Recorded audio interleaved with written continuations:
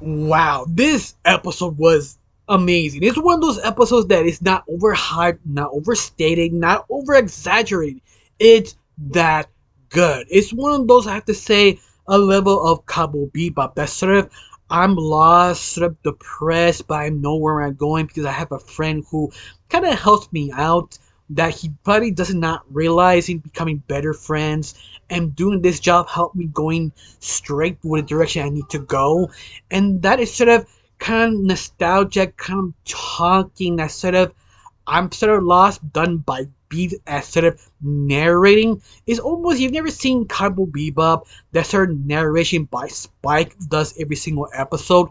Exact same thing doing by Beats doing this episode. Before I get started, my name is Rachel. I like to talk about animation, but just not animation. I do reviews, first impressions, and cartoon theories. And sometimes, if I have some time, cartoon breaking news. Of course, if you like how it's going, if you really help, you be a like, comment, subscribe on my channel. These wonders actually help my channel get bigger and more recognized. I'm just saying, if you like it, put a like. If you don't, that's alright too. Now let's get started to the review. But the whole episode is all about Beast and Striker basically moving a crate for the government by police officers because they need a favor from them so they could take out the criminal they took in. So they agree, so yeah, they move point A to point B, but they got interrupted by Scratch because he needs help because it was being attacked by this weird mushroom alien, the best way to describe it, and he needs help. But the only part is Shrike doesn't actually trust Scratch because he's an SOB. But oh my god, how much a pathetic little twist, little weasel Scratch really is. It's one of those people you have to be very careful to make deals with because he's an asshole who will manipulate the deal just to compensate him, not you. And yeah, I can see why Striker hates him so much. In fact, I even hate him myself, even though I actually work with the guy. That's how much I despise Scratch. That sort of pathetic little loser that just you want to strangle. But besides that, make this sort of interesting. It sort of kind of tells you more in depth about Beats and Striker, specifically more Beats because how he is sort of kind of narrating his sort of lostness in connection with Striker. They kind of playing with guitar. He's trying to sort of chillax, wastes some time to get to his location with Striker. But I love it how they kind of show more about Striker, also how he works, how he tried to do his own thing. And I found that sort of interesting.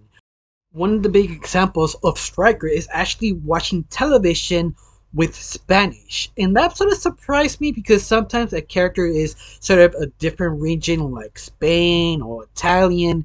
They just speak a little bit and they sort of drop in later on episodes. But they keep recording that Striker is Latino. He does understand Spanish. They constantly remind you, not just spoken, the things he hears, talks, or reads. And that is sort of special because usually mainstream media are trying to introduce any little region person. They sort of forgot or doesn't know how to implement that in the character because it's not they don't have enough time or they just don't know how. And this one feels just so simple. It doesn't feel forced. It feels something with Striker actually does. And I just appreciate that. Not just him, the other characters. The top of this is how the world is sort of built just sort of with conversation. It's not doesn't feel like an expedition dump over and over. It just feels like a normal conversation. How Striker used to be a cop, but he doesn't want to talk about it. Or Beats doesn't want to talk about his past. Every time they come up with Striker trying to ask him, he sort of avoids it. And that's what I mean. They jumps a little bit here, a little bit there, just sort of develop what the world is and how interesting and how fascinating both characters, especially how well strengthened their relationship really is to the very end, to the very beginning. You understand they really do like working with each other. Even they're sort of semi-knowing each other, they have their bad habits. They're just a good team. I think this is one of the things I really appreciate this miniseries, this independent animation. It's just so good doing that. Especially you have more development of the world, or more understanding, because you find out Scratch needs some help because he sort of kind of pissed off this sort of strange creature. He doesn't know what it is.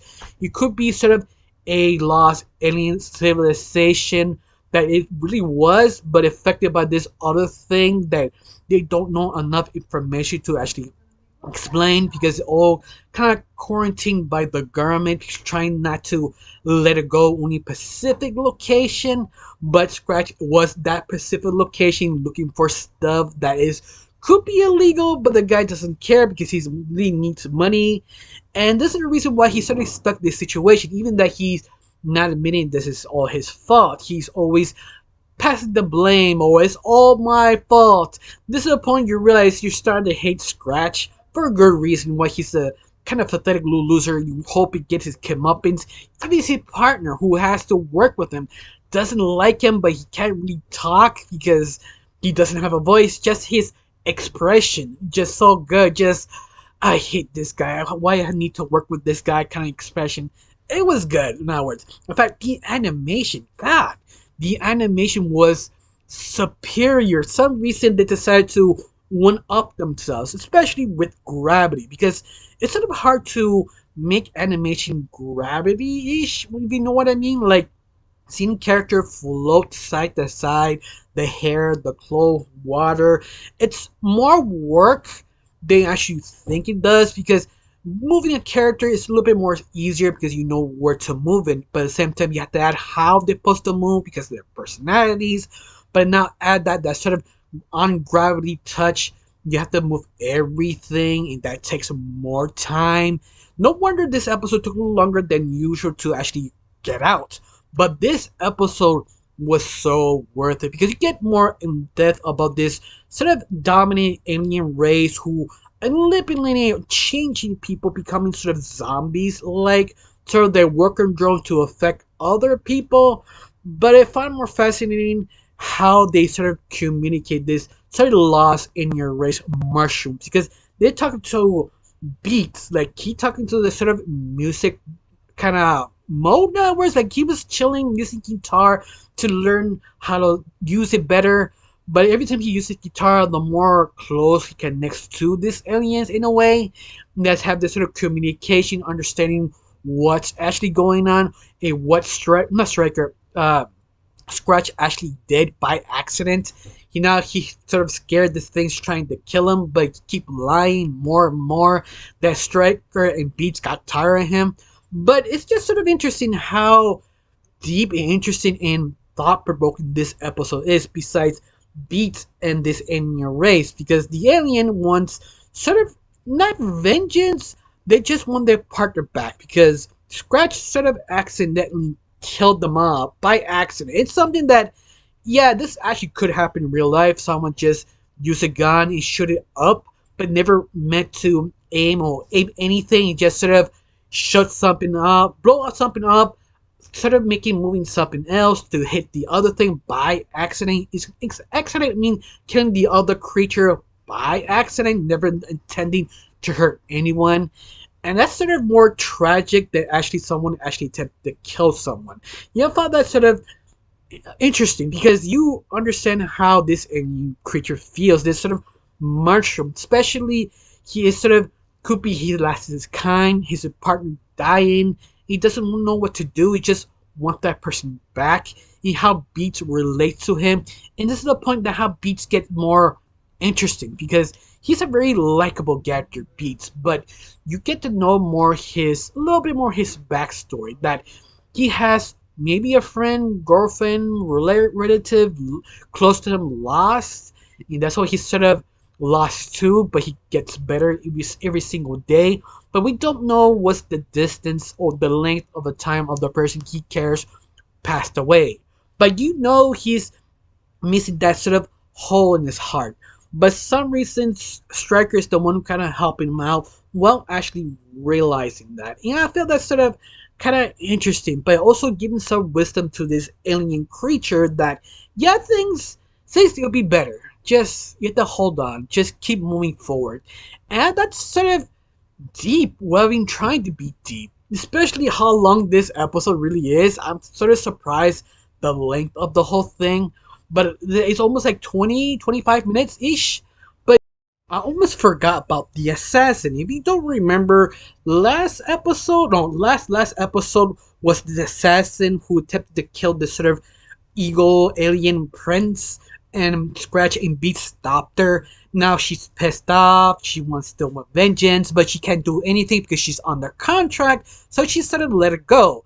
Till the very end of this episode, she got a second chance to actually kill Beats and Striker. So that's sort of interesting because how jaded she really is, especially her mask is broken. Like you almost reflecting how much she feels about these two characters, ready to take her vengeance also. So I'm kind of hyped what kind of action scenes or sort of setting would be with her because it's setting up something hype that I am so excited. Of course, how about you? Do you are also excited? This is actually coming out on the next episode. Of course, it can take a little while to get there, but other than that, I think that's much I can actually say about this episode.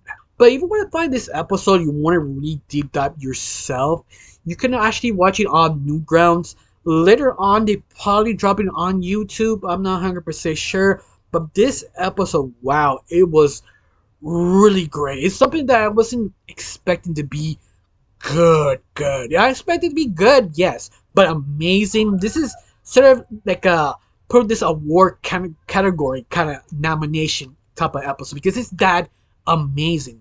Yeah, I'm sort of surprised how it came out. I mean, it's sort of hard to describe while watching it. It's just sort of a really good feeling. Like you watch this episode, you come up feeling great. You want to feel do more stuff in your life, and that's the best way to describe this episode. Now, I have one question. To enjoy this episode, you feel that both characters get more development. You feel you feel everything fits right now. For me, it does. It was one of those unexpected episodes.